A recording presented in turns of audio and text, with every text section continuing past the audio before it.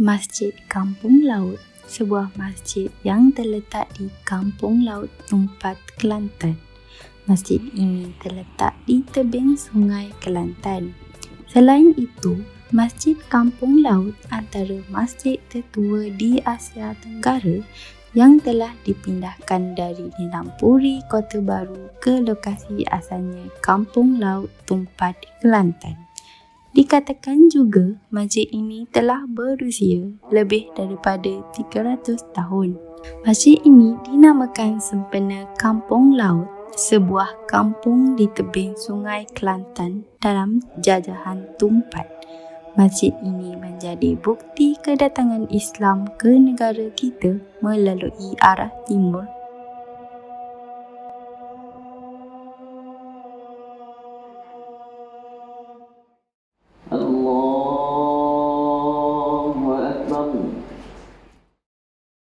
Assalamualaikum dan selamat sejahtera. Warisan Melayu Kampung Laut adalah salah satu keunikan negeri Kelantan dari segi warisan seni binanya. Kumpulan kami sempat meninjau warisan tersebut yang terselah keindahan estetikanya. Pada Masjid Kampung Laut ini juga dikenali dalam kalangan penduduk setempat sebagai Masjid Lama ataupun Masjid Tua Kampung Laut. Kampung Laut merupakan sebuah perkampungan Melayu tradisional yang terletak di tepi barat Sungai Kelantan. Misi kami pada kali ini adalah untuk menjejaki keunikan dan keistimewaan Masjid Kampung Laut. Kami amat bertuah kerana ditemukan dengan Imam Masjid Kampung Laut sendiri yang bernama Abdullah Ali bin Ghazali. Beliau telah banyak berkongsi maklumat mengenai Masjid Kampung Laut. Assalamualaikum warahmatullahi wabarakatuh. Nama penuh saya Abdullah Arif bin Ghazali, asal Kampung Laut, yang kini sebagai imam di Masjid Kampung Laut ni. Masjid Kampung Laut antara masjid tertua di Asia Tenggara yang dipindahkan dari Nilampuri, Kota Baru ke lokasi asalnya Kampung Laut Tumpat, Kelantan. Dikatakan juga masjid ini telah berusia lebih daripada 300 tahun. Masjid ini terbina pada awalnya terbina kerana kedatangan satu kumpulan yang dikatakan peniaga ataupun juga pendakwah. Setengah kata yang daripada Kemboja untuk pergi kepada Kepulauan Jawa. Setengah juga kata daripada keturunan Wali Songo. Lepas tu dia berlaku satu kemalangan lah, mengibatkan kapal ni bocor dan berusaha untuk berlabuh lah. Ada ceritalah hikayat-hikayat apa semua, ikan apa semua tu kan. Tapi tu hikayat, kita tak tahu macam mana. Tapi walhal akhirnya selamat berlabuh di Kampung Laut. Ni kampung asal tapi bukan tapak asal. Tapak asal dia di dekat ada kubur lama. Tak jauh, dalam sekitar 200 meter tak sampai lah. Ada dekat kubur lama. Yang kubur tu sekarang ni tak sampai satu suku pun. Kira laju kubur tu ke sungai. Dalam 200 meter ke sungai, mana tapak asal dia dalam sungai lah. Dalam sungai. Setelah hakisan banjir. Jadi dia labuh tempat tu dan azam dia jika selamat berlabuh, dia akan bina satu masjid yang asalnya 4 tiang seri sahaja. Selepas tu dibaik pulih, maknanya ditambah baik untuk kukuhan masjid lah, untuk keselamatan. Kukuh masjid ditambah tiang-tiang yang lain lah. Tapi asalnya 4 tiang seri. Keliling kerambi dihiasi dengan pagar musang. Pagar musang ini diperbuat daripada kayu yang diukir dengan corak tebuk yang menjadikan hiasan ini menarik bagi ragam hias Masjid Tua Kampung Laut. Jendela masjid diperbuat daripada kayu cengal yang kukuh berbentuk janda berhias. Jendela jenis ini adalah terdiri daripada kepingan kayu yang lebar, beralas dengan kayu penutup menjadi petak-petak bersegi bujur dan bersilang-seli kedudukannya. Masjid Kampung Laut pada asalnya dibina tanpa satu paku sekalipun. Keunikan ini adalah satu kelebihan yang masih dibawa kepada Masjid Kampung Laut hingga sekarang. Pada tahun 1968, masjid ini telah dipindah di Nilampuri kerana kawasan tersebut mudah ditenggelami air banjir. Pada 2020, Masjid Kampung Laut telah dipindah ke tempat asalnya. Di sini kita dapat melihat keunikan masjid ini masih dijaga, di mana Masjid Kampung Laut sekarang masih kekal tak menggunakan paku kecuali di beberapa bahagian sahaja. Tinggian asal masjid ni memang tinggi. Kalau dari segi cerita orang kampung, gajah boleh lalu bawah lah. Gajah boleh lalu bawah.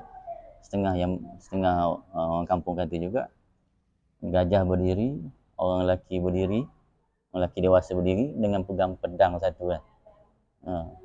Itu ketinggian asal dia. Itu cerita orang kampung lah. Tapi dari segi hakikatnya kita tak tahu.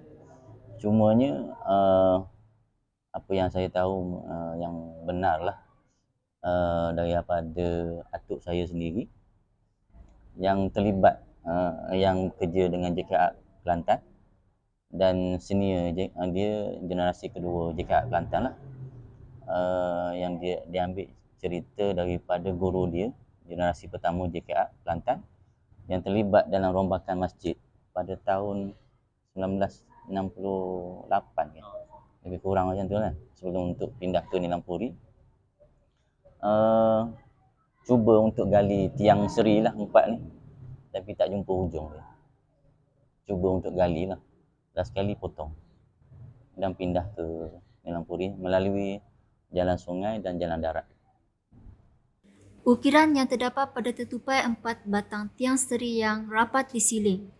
Ukiran pada tetupai itu lebih mirip kepada ukiran-ukiran pada bangunan lama di Jawa yang membawa cerita Ramayana dan Mahabharata.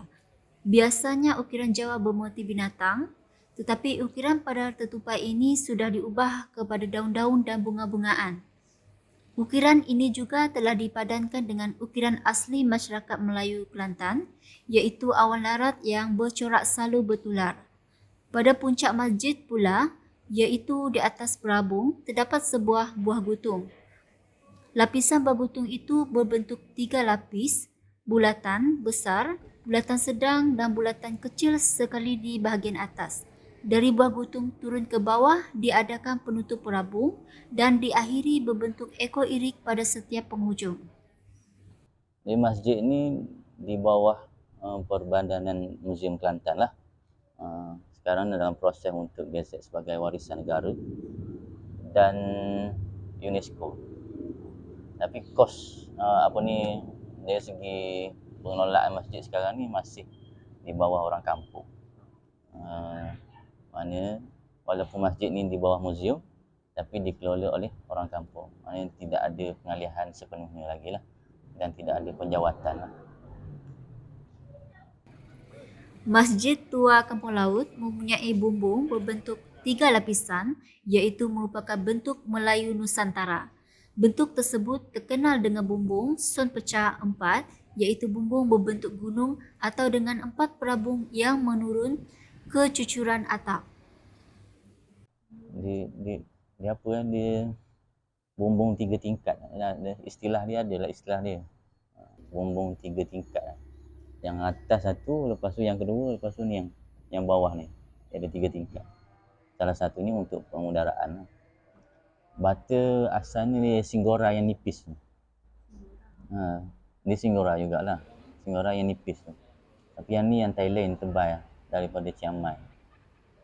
Kalau singgora yang ada rumah orang kampung kat situ. Masih ada yang bata yang jenis nipis tu. Tapi rumah tu tak ada orang lah, rumah lama. Tapi dia guna bata yang sama macam tu. Macam bata rumah lama-lama yang orang kita tengok lah. Kalau kat Perak ada pedalaman Perak ada. Sebelah Tanjung Maling apa semua ada. Sejarah mencatatkan Masjid Kampung Laut telah menerima perubahan yang sangat menarik sejak awal. Pada awalnya, pembinaannya hanya kembang pembesaran sahaja. Seterusnya melengkapkan ia sebagai sebuah masjid yang terkemuka pada zaman. Oleh itu, sebagai rakyat Malaysia, kita harus berbangga dengan warisan yang masih kekal dan kita juga hendaklah bertanggungjawab dalam mengekalkan keunikan ini serta keistimewaan warisan negara